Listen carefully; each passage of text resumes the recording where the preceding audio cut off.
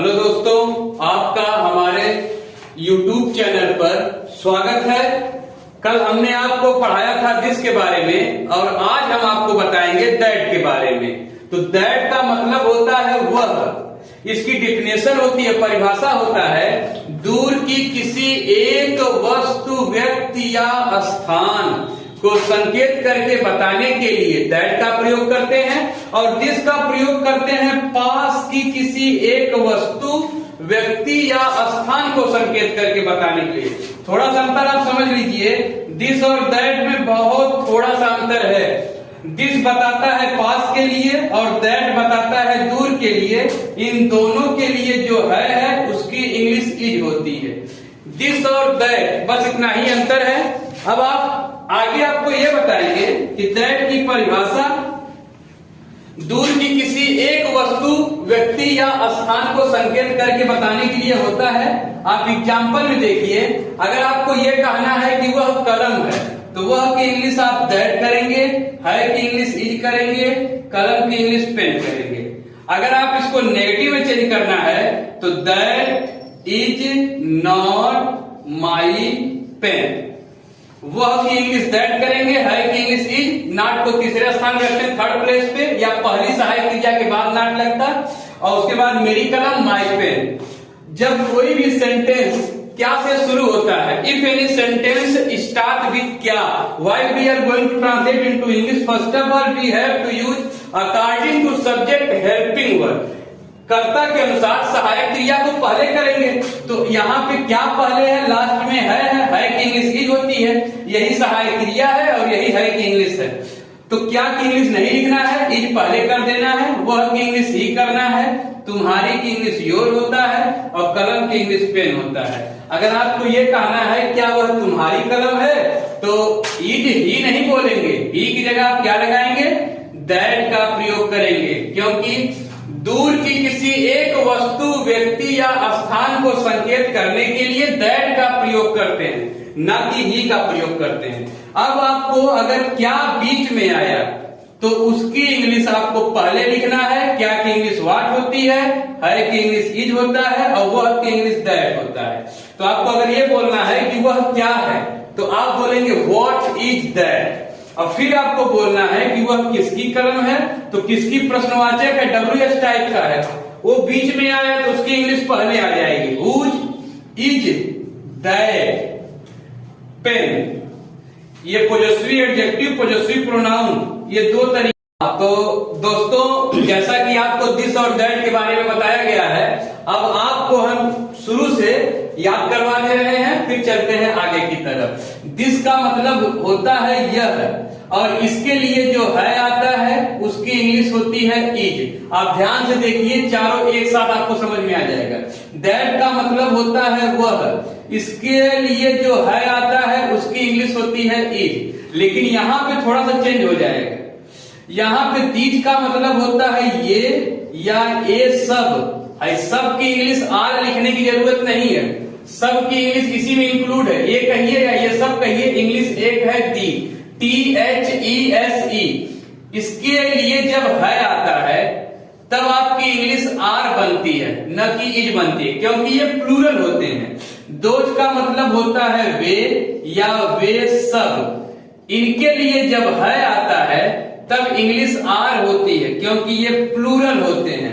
अब हम आपको ये बता रहे हैं, अब आपको ये देखना है कि दिस, दैट, दीज, दो चारों एक साथ आपको समझ में आ जाएगा। बस थोड़ा सा आपको ध्यान देने की जरूरत है कि दिस का जो प्रयोग होता है वो पास की किसी एक वस्तु, व्यक्ति या स्थान के लिए होता है, और दैट का जो प्रयोग होता है वो दूर की किसी एक वस्तु, व्यक्ति या स्थान के लिए होता है। सेम परिभाषा है, बस ये प्लूरल में चला जाता है। दीज का मतलब होता है ये या ये सब, और इसका जो डिफिनेशन है, परिभाषा है पास की दो या दो से अधिक वस्तुओं, व्यक्तियों या स्थानों को संकेत करके बताने के लिए दीज का प्रयोग करते हैं, और वहीं वे या वे सब के लिए दूर की दो या दो से अधिक वस्तुओं, व्यक्तियों या स्थानों को संकेत करने के लिए दोज का प्रयोग करते हैं।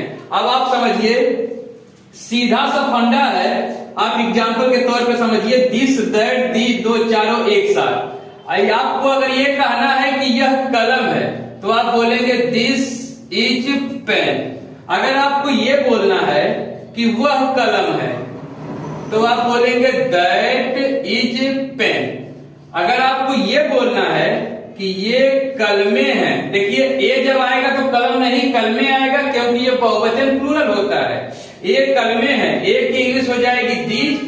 यहां ऊपर लिखा हूं है कि इंग्लिश के लिए यहां आर का प्रयोग होगा क्योंकि ये प्लूरल है, और कलम की इंग्लिश पेन होता है, लेकिन ये कलम नहीं कलमे है, ये बहुवचन बना रहा है इसलिए यस जोड़ रहे हैं। ध्यान रहे कि पॉस्ट्रोफी नहीं लगाना है, यस जोड़ना है उसमें। उसके बाद हो जाएगा वे कलमे हैं, वे की इंग्लिश दोज कर लेंगे, है की इंग्लिश आर कर लेंगे, कलम की इंग्लिश पेन कर लेंगे, यस जोड़ेंगे क्योंकि ये प्लूरल।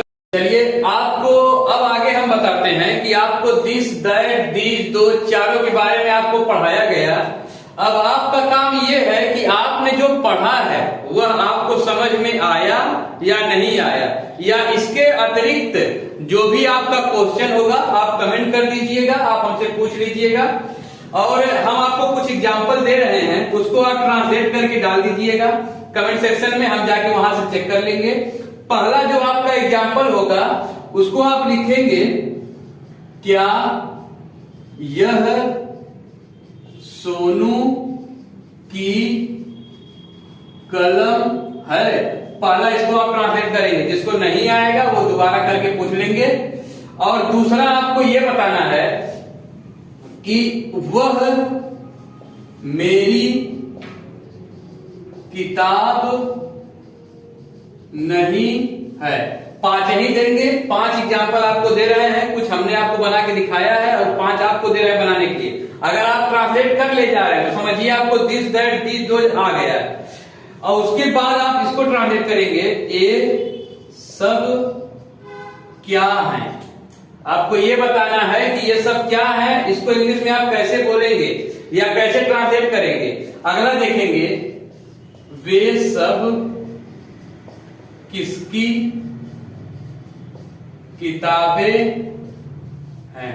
नंबर 4 पे आप इसको ट्रांसलेट करेंगे, और नंबर 5 पे क्या ये सब तुम्हारी किताबें हैं। आप ध्यान से बनाइएगा, कहां इज का प्रयोग होता है, कहां आर का प्रयोग होता है। बाकी अगली वीडियो में अब हम आपको आगे ले चलेंगे। देखिए दिस और दैट का जो चैप्टर है वो बहुत छोटा है, बहुत ही ज्यादा छोटा है। अब छोटा सा एग्जाम्पल है, दिस माने यह होता है। ध्यान रखने योग्य बातें यही है कि दिस माने यह होता है और दैट का मतलब वह होता है। इन दोनों के लिए जब है आता है तब इंग्लिश इज का प्रयोग करते हैं, बस इतना सा ध्यान रखना है। फिर से आपको रिपीट कर देता हूं एक बार, दिस का मतलब होता है यह, दैट का मतलब होता है वह, और इन दोनों के लिए जब है आता है तब इंग्लिश इज का प्रयोग करते हैं। और थोड़ा सा नियम ऊपर चेंज हो जाएगा, दीज और दोज। दीज का मतलब ए या ए सब, और दोज का मतलब हो जाएगा वे या वे सब। इन दोनों के लिए जब है आता है तब आप इंग्लिश इज का प्रयोग न करके बल्कि आप आर का प्रयोग करेंगे। कलम की जगह कलमे हो जाएगा, किताब की जगह किताबें हो जाएगा, कुर्सी की जगह कुर्सियां हो जाएगा। ऐसे ऐसे ये बदल जाएगा। ये बहुवचन होता है, ये एक वचन होता है। दो ही चीज आपको ध्यान रखना है। आज दिस दैट दीज दो ये चारों टॉपिक एक साथ खत्म कर दिए हैं। जिसको डाउट होगा कमेंट सेक्शन में जाके पूछ लेंगे। दिस दैट के लिए है के लिए इज का प्रयोग करेंगे। दीज दो ए और वे, ये सब या वे सब, इनके लिए जब है आता है तब आर का प्रयोग करेंगे। बस इतना ही है। हेलो दोस्तों, जैसा कि आपको दिस दैट दीज दो पढ़ा दिया गया है, अब उसके आगे क्या आपको पढ़ना है सब सिस्टमेटिक आपको बताता चल रहा हूं। आप 0 लेवल से बिल्कुल इंग्लिश सीख रहे हैं। अभी आपको दिस दैट दीज दो के बाद जिसका नंबर है, अब आप पढ़ेंगे यहाँ शुड के बारे में। सबसे पहले तो आप ये देखिए शुड की स्पेलिंग होती क्या है। SHOULD। शुड का मतलब होता है ना चाहिए। सवाल ये है कि ना चाहिए क्या है, ना कहां से आगे, चाहिए तो समझ में आ रहा है, ना क्या है। तो आपको यह समझना होगा कि ना बराबर होती है क्रिया। क्या होती है? क्रिया। ना बराबर होती है क्रिया, और क्रिया को इंग्लिश में बोलते हैं वर्ब, और इसी का दूसरा नाम है एक्शन। अब इतनी चीज आप याद कर लीजिए। शुड का प्रयोग होता है ना चाहिए के लिए, ना का मतलब होता है क्रिया, क्रिया को इंग्लिश में बोलते हैं वर्ब या एक्शन। और देखिए क्रिया मतलब जैसे आप समझ लीजिए, आप जानते हैं क्रिया के बारे में, जैसे आपको लिखना है आना, ना मिल गया जाना, ना मिला पढ़ना, ना मिला लिखना, क्या है? यही सब क्रिया है। इसी को बोलते हैं ना चाहिए। देखिए सब में ना आया, यही बन के क्रिया बनते हैं। लेकिन अब आपको ध्यान देने योग्य बातें हैं कि ना चाहिए हो गया, तो इसका एग्जाम्पल किस तरह से होगा। अब आप सीधा एग्जाम्पल पे जंप करते हैं। चलिए आगे देखिए, आप शुड का मतलब ना चाहिए समझ गए। अब आप सीधा आ जाइए पॉइंट पे। एग्जाम्पल देख लीजिए। अगर आपको हिंदी में बोलना है कि तुम्हें जाना चाहिए, तो तुम्हें की इंग्लिश आप यू कर दीजिए। जाना की इंग्लिश नहीं पता है तो आप देखिए, जाना की इंग्लिश क्या होती है? गो होती है। लेकिन आपको डायरेक्ट यही नहीं लिखना है, सिस्टमेटिक बनाना है, ग्रामर का रूल है। आप ध्यान से समझिए, पहले कर्ता लिखते हैं, फिर पीछे आ जाएंगे ना चाहिए। ये देखिए लिखा है ना चाहिए, इसके बराबर शुड होता है, तो शुड को आप पहले लिखेंगे। तुम्हें की इंग्लिश यू, जिसका प्रयोग पढ़ रहे हैं, फिर इसकी इंग्लिश, फिर जाना की English go, you should go. अब अगर आपको यह कहना है कि तुम्हें पढ़ना चाहिए, तो आप कहेंगे यू शुड रीड। देखिए तुम्हें की इंग्लिश यू करेंगे, ना चाहिए बराबर शुड करेंगे, पढ़ना की इंग्लिश रीड करेंगे। जो भी बदलेगा यहां बदलेगा, क्रिया बदल जाएगी। आना जाना, पढ़ना लिखना, उठना बैठना, सोना जागना, खाना पीना, लड़ना रोना धोना, ये सब बदल जाएगा। बाकी यू रहेगा और शुड रहेगा। यू की जगह अगर बदलेगा तो हमें हो जाएगा।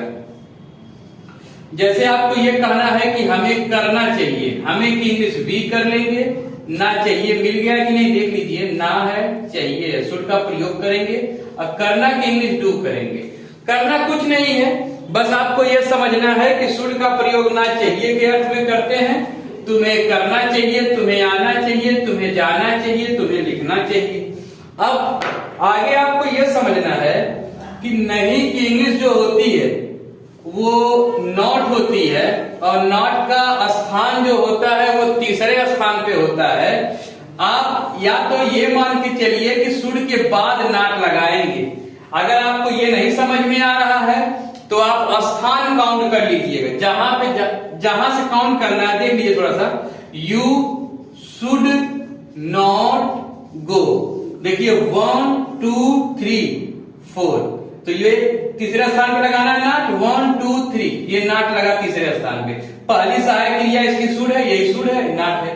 नॉट को हमेशा तीसरे स्थान पे काउंट करके लगा लेंगे। थोड़ा सा एग्जांपल आप और देख लीजिए। आप हिंदी सुनिए केवल।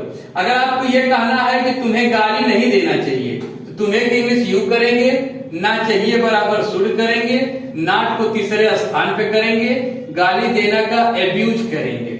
अगर आपको कोई ये बोल रहा है कि यू शुड नॉट एब्यूज, तो आप समझिए क्या बोल रहा है सामने वाला। आपको ये कहना चाह रहा है कि तुम्हें गाली नहीं देना चाहिए। अगर आपको ये कहा जा रहा है या आपको कहना है कि तुम्हें झूठ नहीं बोलना चाहिए, तब आप बोलेंगे you should not tell a lie. तुम्हें झूठ नहीं बोलना चाहिए, you should not tell a lie. और अगर आपको यह कहना है you should not go there, आपको वहां नहीं जाना चाहिए या तुम्हें वहां नहीं जाना चाहिए। अब देखिए आखिरी सेंटेंस है। अगर कोई वाक्य क्या से शुरू होता है, पहले आप एग्जांपल देखिए, क्या मुझे करना चाहिए। शुड के लिए हमको जरूरी चीजें यही है कि ना मिले और चाहिए मिले, बस क्रिया मिल गई ना बराबर, चाहिए मिल गया, ना चाहिए पहचान है, यही शुड है। वाक्य जब क्या से शुरू होगा तो शुड को पहले करेंगे, पहले भी वीडियो में आपको बताया गया है कि क्या से कोई भी सेंटेंस शुरू होगा तो हेल्पिंग वर्ब पहले आएगा। मुझे की इंग्लिश आई होगा, करना की इंग्लिश डू होगा, मार का इंट्रोगेशन लगाएंगे। अगर आपको ये बोलना है कि क्या मुझे करना चाहिए तो आप इंग्लिश में बोलेंगे शुड आई डू। क्या मुझे जाना चाहिए, शुड आई गो। क्या मुझे आना चाहिए, शुड आई कम। क्या मुझे पढ़ना चाहिए, शुड आई रीड। क्या मुझे लिखना चाहिए, शुड आई राइट। देखिए कितना आसान चीज है। ये शुड का बहुत ही बेहतरीन प्रयोग था जो हमने आपको बताया। अब आपको शुड, उम्मीद करते हैं कि आपको शुड का जो पार्ट है वो आपको समझ में आ गया होगा, शुड के बारे में आप जान गए होंगे। देखिए जब अगर आपको शुड आ गया तो आपको आगे जो पढ़ना है उसका नाम है शुड बी। और शुड बी को पढ़ने के लिए क्या क्या चीजें आपके पास होनी चाहिए, उसके पहले आप ये जानिए कि शुड बी की हिंदी होती क्या है। तो बी माने जैसा कि आप लोग जानते हैं होना या बनना होता है। तो यहाँ हम लिख भी दे रहे हैं होना चाहिए या बनना चाहिए। तो शुड बी का मतलब हो गया होना चाहिए या बनना चाहिए। इसमें क्या होना और क्या बनना है उसके पहले आपको समझना होगा इसमें क्या क्या चीजें आ सकती हैं।